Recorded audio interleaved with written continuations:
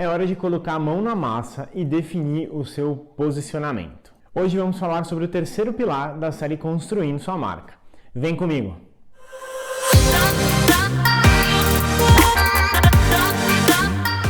Opa, aqui é o Yuri. Se você está chegando agora aqui no canal, toda terça e quinta sai vídeo novo falando sobre marketing, marca e assuntos relacionados a esse universo.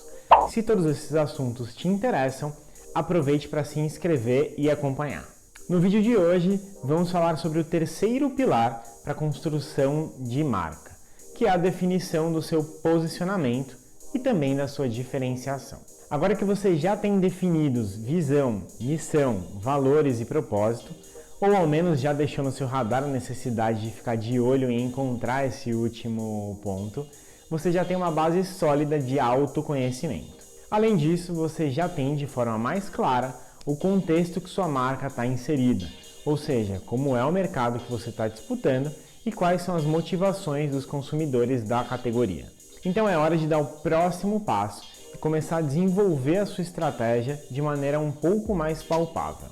Ouso dizer que o posicionamento é um dos tópicos mais importantes que a gente vai abordar em toda essa série. Isso porque é ele que vai conectar os dois primeiros pilares com todos os outros que a gente vai tratar daqui para frente. Esse conceito ganhou relevância mesmo no ano de 2001, quando Al Ries e Jack Trout lançaram o livro Positioning, ou em português, Posicionamento. Nesse livro, com prefácio de nada mais nada menos do que Philip Kotler, considerado o pai do marketing, eles colocaram de uma vez por todas esse novo P no radar das marcas. Muitas pessoas acreditam que o posicionamento de uma marca é o slogan dela, mas na verdade posicionamento é como você se comporta e impacta os seus clientes. De uma forma mais simples, é como você quer que os seus clientes te enxerguem. É você colocar a sua marca na cabeça dos seus clientes de uma maneira que seja diferente e mais interessante do que as outras marcas. O posicionamento foi criado e usado em larga escala pelas grandes marcas do mundo. No passado, ele era quase que restrito a essas grandes marcas, porque era necessário investir milhões para conseguir chegar nos seus consumidores. Mas hoje é possível fazer isso com baixíssimo investimento, abrindo assim a possibilidade para que as pequenas empresas e pequenas marcas também possam se beneficiar desse ponto.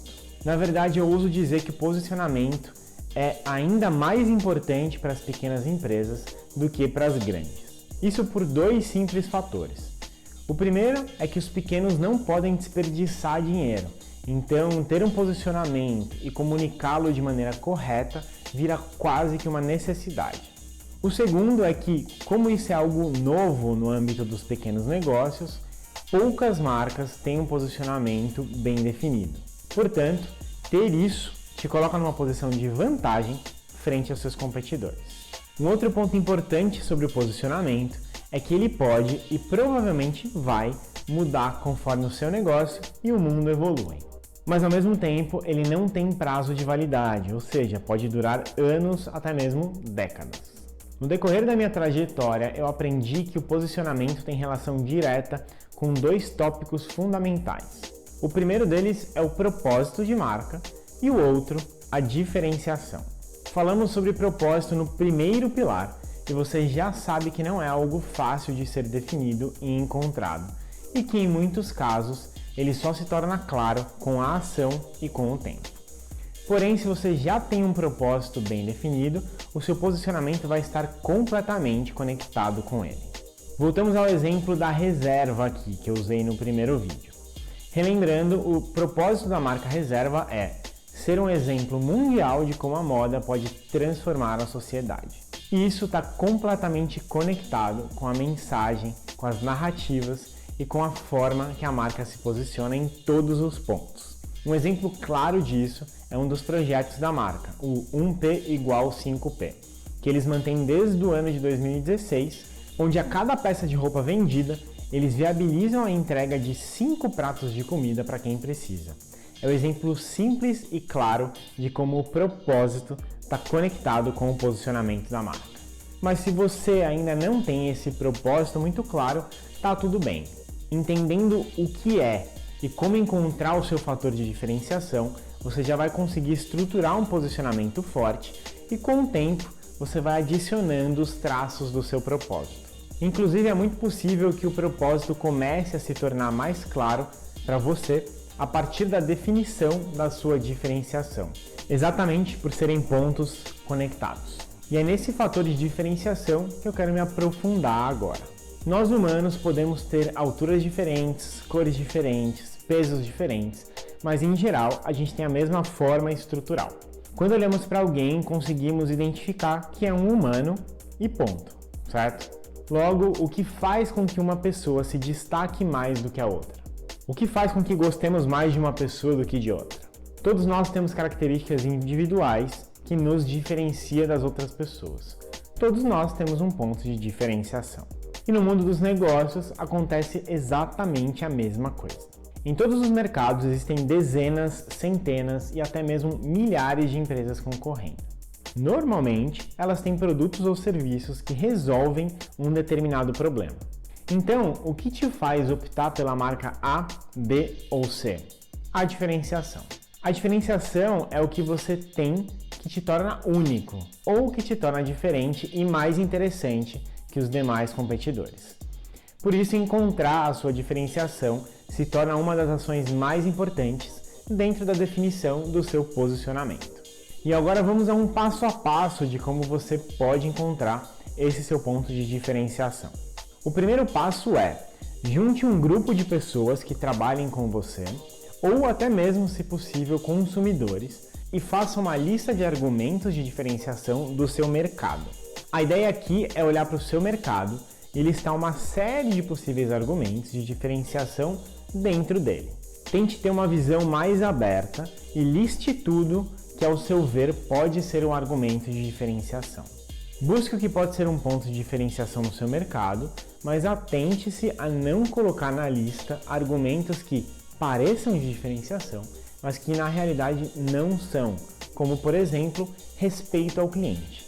Isso é algo que na teoria todo negócio deve ter, é fundamental, portanto não te diferencia. O foco dessa lista é trazer pontos que realmente podem fazer uma distinção entre uma marca e outra. Existem algumas ideias que servem para quase todos os tipos de negócio, como por exemplo, liderança de mercado, especialização, ou seja, ser focado em fazer uma determinada coisa só, alguma particularidade ou cuidado que só você tem no processo produtivo, sustentabilidade e respeito ao meio ambiente, entre outros. E existem também ideias que são focadas no mercado de atuação específico. No mercado de alimentação, por exemplo, você pode ser o único a usar ingredientes 100% orgânicos, ou ter um processo específico de escolha e seleção dos materiais utilizados, ou que a sua carne é 100% brasileira, ou ainda ter um molho ou ingrediente mágico, tipo o molho especial do Big Mac, e por aí vai. Essas são algumas opções para te ajudar, mas você não deve se restringir a elas. Agora que você já tem essa lista, vamos ao segundo passo.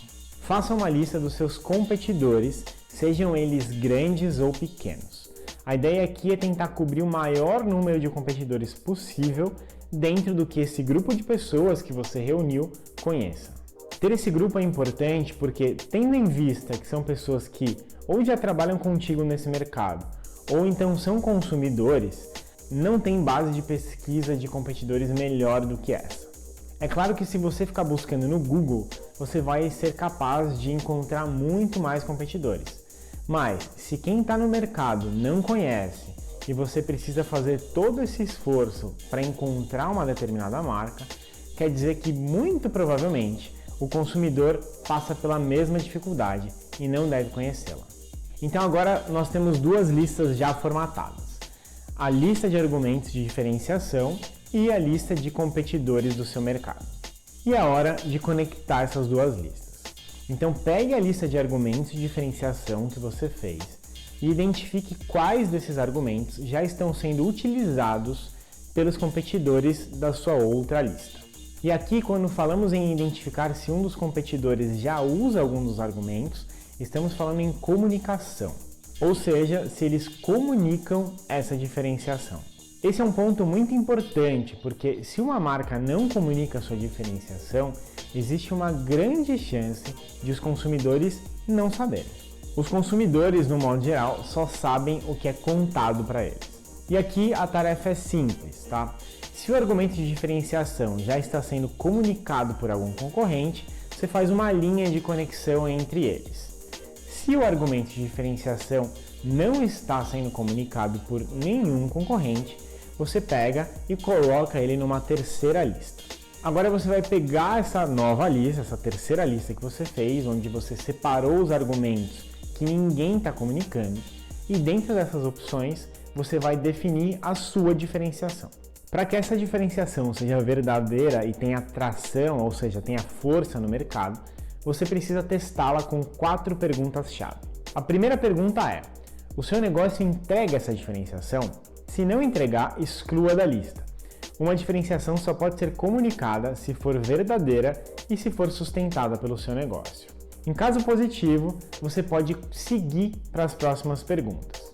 Aqui também pode ser que você encontre um fator de diferenciação que faça sentido e que você queira, e seja possível, implementar de uma maneira muito rápida no seu negócio. A segunda pergunta é: você acha que a sua persona consideraria isso uma diferenciação? Se não, tira da lista também.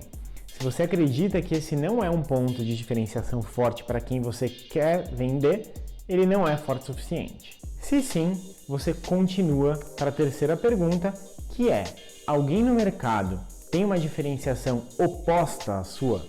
Esse ponto aqui é bastante importante, tá? Se ninguém diz que faz o contrário do que você propõe, quer dizer que esse ponto de diferenciação não é tão forte assim. A diferenciação só é real com oposição. Um exemplo claro disso é o discurso de especialização que eu já citei.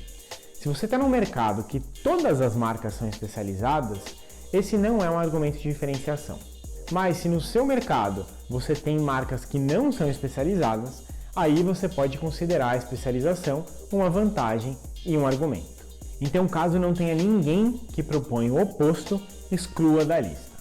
E se você conseguir enxergar oposição, continue para a última pergunta teste. A última pergunta é: essa diferenciação limita e guia as decisões do seu negócio? Se o ponto não limitar suas decisões, exclua da lista. Se uma possível diferenciação deixa o seu negócio aberto para tomar qualquer caminho, ela não é uma diferenciação forte. Agora, se ela te limita, você encontrou uma forte diferenciação. Definir uma diferenciação é fazer escolhas e renúncias. Se ela não te ajuda a guiar o seu negócio para uma determinada direção, ela dificilmente vai conseguir sustentar o seu negócio a longo prazo. Por exemplo, se a diferenciação escolhida é de especialização em alimentação orgânica, vamos considerar que esse ponto já passou por todos os testes e já foi validado. Você não vai poder começar a fazer um produto que tenha qualquer tipo de agrotóxico envolvido, mesmo que o mercado esteja pedindo isso. A diferenciação nesse caso te impõe limites muito claros. Sei que às vezes isso é duro, como empreendedor você pode e até provavelmente tem aquele espírito de querer aproveitar todas as oportunidades.